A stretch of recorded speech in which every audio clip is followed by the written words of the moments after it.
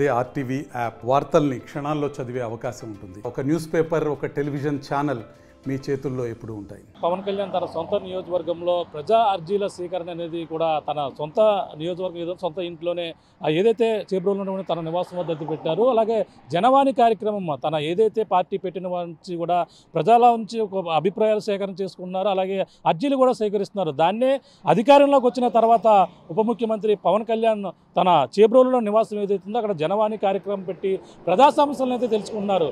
ఇప్పటికే అధికారికంగా మనకు తెలిసిందే పిఠాపురం నియోజకవర్గంలో నెలకి 2 సార్లు అధికారికంగా కలెక్టరే ఇక్కడ ప్రజా ఫిర్యాదుల స్వీకరణ కూడా చేస్తున్నారు. అంతేకాకుండా తన సొంత నివాసం వద్ద ప్రతిరోజు కూడా అర్జీలు స్వీకరించేందుకు కూడా ఇక్కడ ప్రత్యేకమైనటువంటి డెస్క్ ఏర్పాటు చేశారు. ఇక్కడ ఉన్నటువంటి ప్రత్యేకమైనటువంటి టీము గతంలో చెప్పిన విధంగానే తన కార్యాలయం వద్ద ఏదో ఒక ఆఫీసు పెడతాను, అక్కడ కార్యాలయంలో ప్రజల సమస్యలు నిరంతరం తీసుకునే విధంగా ఎన్నికల ముందు కూడా తన హామీ ఇచ్చిన పరిస్థితి. ఆ విధంగానే జనసేన అధినేత పవన్ కళ్యాణ్ తన నివాసం వద్ద ప్రతి రోజు కూడా ఉదయం 9:30 నుంచి సాయంత్రం 5 గంటల వరకు కూడా ప్రజల నుండి అర్జీలు స్వీకరించేందుకు అన్ని విధాలుగా కూడా ఇక్కడ ఏర్పాట్లు కూడా చేసినటువంటి పరిస్థితి. నియోజకవర్గంలో ఉన్నటువంటి వారే కాకుండా ఈ యొక్క పిఠాపురంలో ఉన్నటువంటి ఉప ముఖ్యమంత్రి నివాసానికి రాష్ట్రంలో నలుమూల నుంచి కూడా ప్రజలు వస్తున్నారు.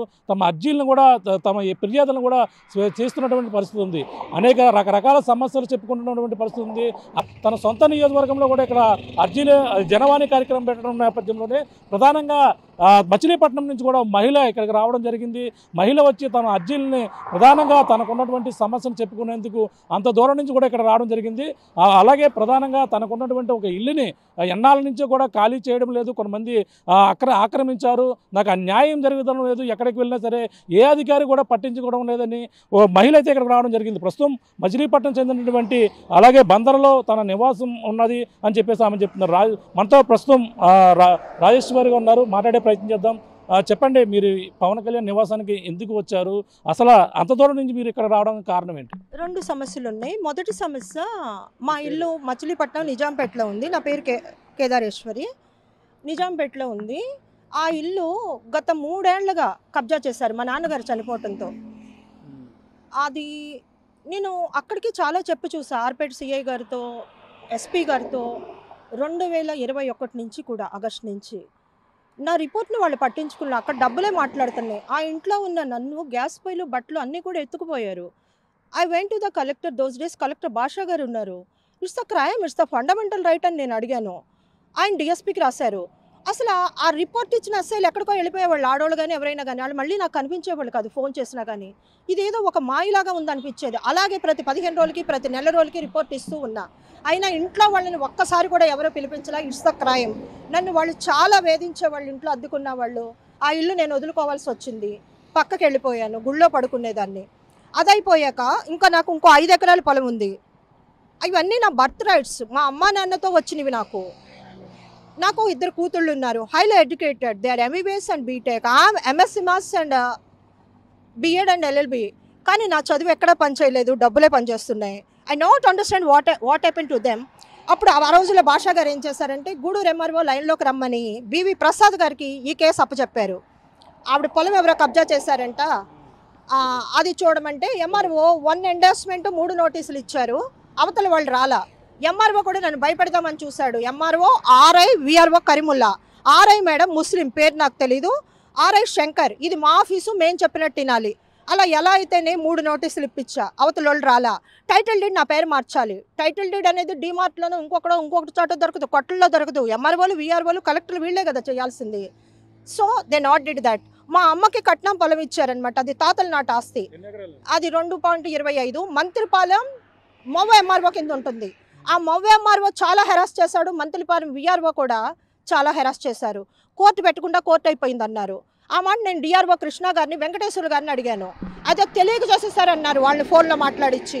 ఆ తర్వాత నేను ఎంఆర్ఓ కేసుల గురించి 3 సార్లు ఫెయిల్ అయింది కదా, నా పేరు మార్చాలని ఆర్డీఓ కిషోర్ గారు మచిలీపట్నంలో ఉన్నారు. అప్పుడు స్పందనలో మాట్లాడితే అందరూ వింటారు, బాగుండదని ఆఫీస్కి వెళ్ళాను. ఎందుకంటే I'm one of the educated women. ప్రజలకి గవర్నమెంట్ మీద నమ్మకం కల్పించాలి, అది నా బాధ్యత ఈ దేశ పౌరురాలిగా. ప్రధానంగా ఇప్పుడు మీ సైట్ ఆక్రమించిన వాళ్ళు అంటే ఇప్పుడు ఇల్లు ఆక్రమించారా, మీకు ఉన్నటువంటి పొలం కూడా ఆక్రమించారా? మొత్తం 2 ఇళ్ళు ఆక్రమించారు, 5 ఎకరాల పొలం ఆక్రమించారు. I'm on the road, I'm not having the ration card, I'm not having the food and cloth.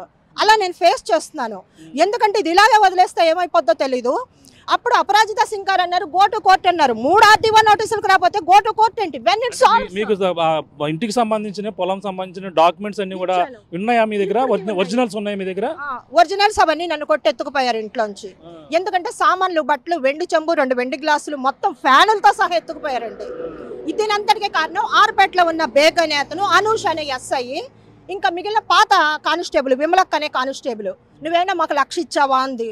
నా వస్తువులపై నేను పోలీస్ స్టేషన్కి వస్తే నేను 1,00,000 ఇవ్వడం ఏంటి? ఆ RDO 3 నోటీసులకు కూడా నాకేమి అవతల వాళ్ళు రాకపోతే DRO గారు అన్నారు అవతల వాళ్ళకి ఎన్ని పనులు ఉన్నాయో అన్నారు DRO వెంకటేశ్వర గారు పోయిన సంవత్సరం 2023లో. ఆ తర్వాత కొంచెం ఎలక్షన్ కూడా వచ్చింది. వాస్తవానికి అంటే ఇల్లు కావచ్చు, పొలం కావచ్చు అన్ని కూడా కబ్జా చేశారు, ఎవరో ఇచ్చేసారు అని చెప్తున్నారు. మరి దీనికి కోర్టు ద్వారా వెళ్ళే ప్రాసెస్ ఉంటుంది. దానికి సంబంధించినటువంటి డాక్యుమెంట్స్ అని మీ పేరు మీద ఉంటే కోర్టు ద్వారా మీరు అప్రూవ్ అవ్వాలి. కానీ సివిల్ సంబంధించిన పోలీస్ ఎంటర్ అనేది చెప్తుంటారు. No, it's not the civil matter, it's the crime. Harassing a woman is the crime, land grabbing is the crime, criminal trespass is the crime. 1860 Indian penal code అమల్లో ఉంది. మొన్నటి వరకు July 1, 2024 వరకు stamp duty నేను కట్టలేను.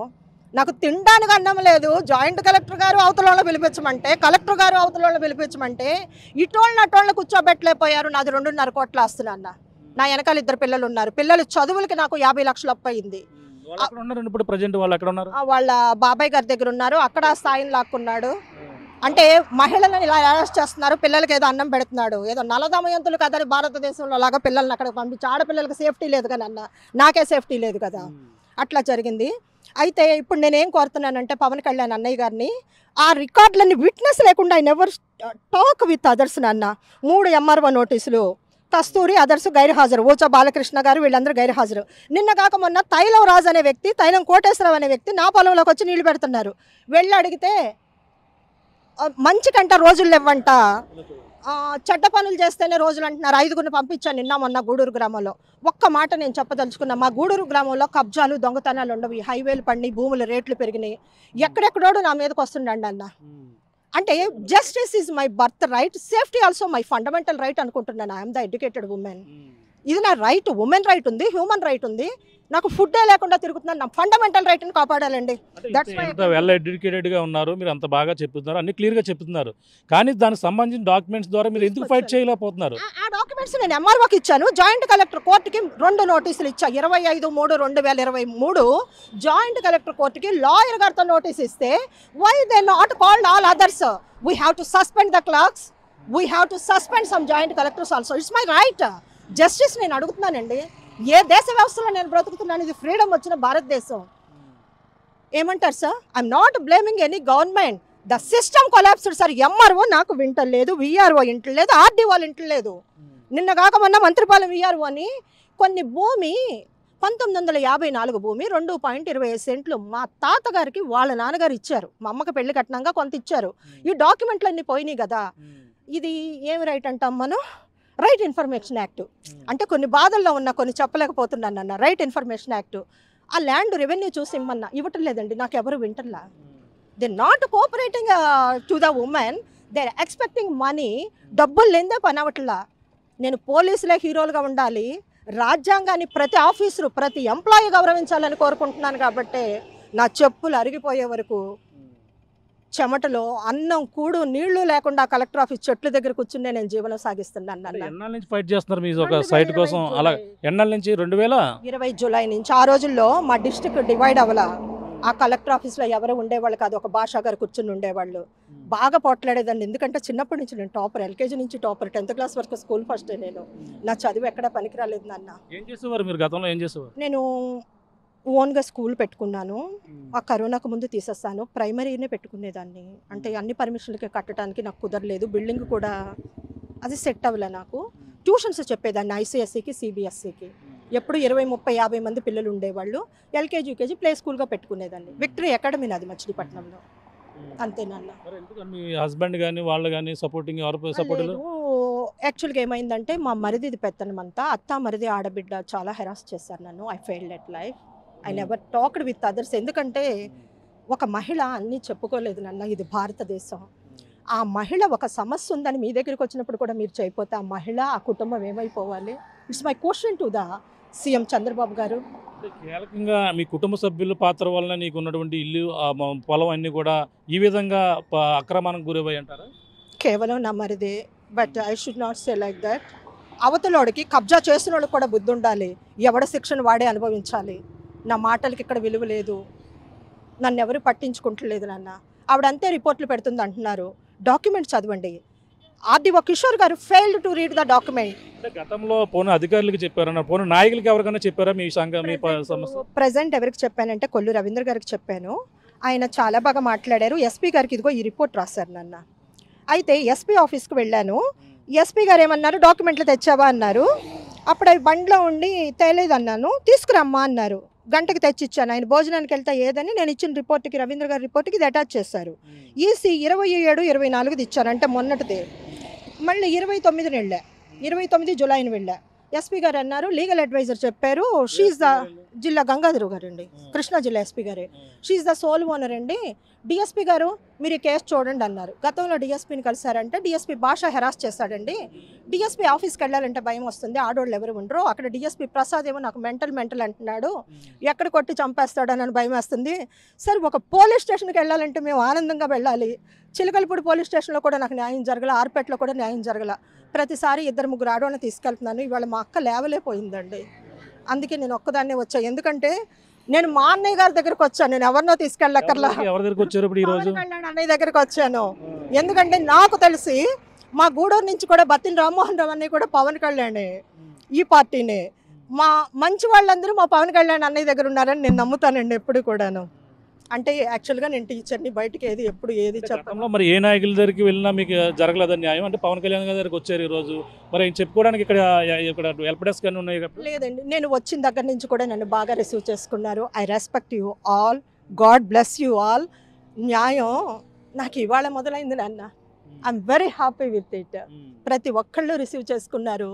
ఒక 10 మంది వచ్చి నా బాధ విన్నారు, ఒకళ్ళ తర్వాత ఒకళ్ళు. ఇంత అదృష్టం నాకుందా అనిపిస్తుంది. లక్షల జీతాలు, ఒక పోలీస్ స్టేషన్కి 3-4 కోట్లు ఖర్చు అవుతుంది, ఒక్కొక్కళ్ళ జీతం 1,00,000 ఉంది. No one taken my report. Where I failed, I not understand why to pay the money. If I pay the money, the farmer, కాళ్ళకు చెప్పులు లేని రైతు మీకు డబ్బులు ఎందుకు ఇస్తాడు? నేనే డబ్బులు మీకు ఎందుకు ఇవ్వాలి? You are taking the salary. పోలీసులకు డబ్బులు ఇవ్వాల్సిన అవసరం నాకు లేదు, వీఆర్ వాళ్ళకి కూడా ఇవ్వాల్సిన అవసరం నాకు లేదు. నాకు ఒక చిన్న ట్రస్ట్ ఉంది, లేని వాళ్ళకి నేను ఎప్పుడు భోజనం పెడతాను, అది నాకు ఆగిపోయింది నాన్న. My aim the service to society. నా కూతురు, ఒక కూతురు డాక్టర్, ఇంకో కూతురు బీటెక్. మా ముగ్గురు ఎయిమ్ కూడా సర్వీస్ టు సొసైటీ. అందుకే అంత చదువులు చదివించాను. ఒక ఆడ మనిషిని, ఒక స్కూల్ టీచర్గా బిషప్ స్కూల్లో నా పిల్లల్ని వేసి నేను ఇవాళ ఇంత చదువులు చదివించానంటే భర్త సాయం, ఇంకొకరి సాయం లేకుండా. అంత ఇండియన్ లెటర్లు పెడుతున్నారు, లెటర్లు పెట్టిన మరి అధికారులు ఏమంటున్నారు? అంటే మీరు సరిగా మీరు ఇన్ని కంప్లైంట్లు పెడుతుంటే మిమ్మల్ని తిరిగి ఏమంటున్నారు వాళ్ళంతా? ఇక్కడ ఏం జరుగుతుందంటే, గతంలో నేను సీఎం జగన్ గారికి కూడా ఆఫీస్కి వెళ్ళి ఇచ్చొచ్చా, చేస్తారంటే ప్రతి రిపోర్ట్ అది ఎక్కడికి వెళ్తుందంటే ఆధార్ కార్డు లింకుని బట్టి చిలకలపూడి కానీ గూడూరు కానీ వెళ్తుంది. అంటే ఈ అధికారులు నాకు తెలిసినంత వరకు చెప్తున్నాను నాన్న, I'm not blaming any others. ఇక్కడ ఏం జరుగుతుందంటే, మనం తిరిగి మన ఇంటికి వెళ్తాం కదా, తిరుపతి వెళ్ళని, రామేశ్వరం వెళ్ళని, కాశీ వెళ్ళని, అలా ప్రతి రిపోర్ట్ అక్కడికే వస్తుంది. 97లో ఇది ఇలా లేదు. నాకు తెలిసి అప్పుడు చంద్రబాబు గారు గవర్నమెంట్ ఒక పోస్టల్ కార్డు రాశాను, నాకు బాధ వచ్చిందని. పోలీసులు వెళ్ళి అవతలను తీసుకొచ్చారు. ఎందుకంటే నేను ఎస్పీ ఆఫీస్ దగ్గరే చదువుకున్నాను చిన్నప్పటి నుంచి. ఏమంటారు ఇప్పుడు ఇన్ని రిపోర్ట్లు ఇచ్చారు?